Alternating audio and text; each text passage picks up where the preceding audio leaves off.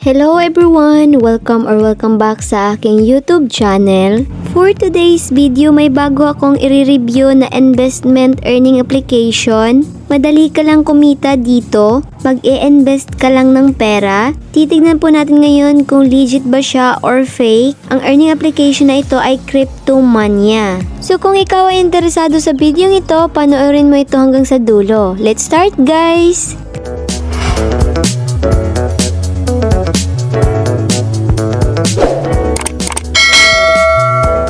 So ito po yung Cryptomania guys. Hindi pa ako sure kung familiar kayo dito, pero madami din naglalaro nito. So as you can see dito, para ka talagang kikita ng pera. Makikita natin dito yung balance na na-invest ko. Titignan natin ngayon kung mawi-withdraw nga ba ito. Dito po makikita natin yung buy and sell. Dito naman yung mga tournament na gagawin para kikita ka. Dito mag-a-unlock area kayo. Dito guys, mag-trade kayo para makakuha din ng pera. So ito po yung account ko guys. Madami na po ako na-trade dito, madami na rin na-invest, pero hindi po ako naglalabas ng pera dito. So as you can see, wala po itong mapag-withdrawhan. Balik po tayo sa home. So ang masasabi ko po sa Cryptomania guys, hindi po siya legit na earning application. Hindi ka po kikita ng real money dito. Fake po ito guys. Para lang po siyang trial apps. Pwede mo po itong gamitin para magkaroon ka ng idea or para maging marunong kang mag-invest. Kasi dito guys, wala ka namang ilalabas na pera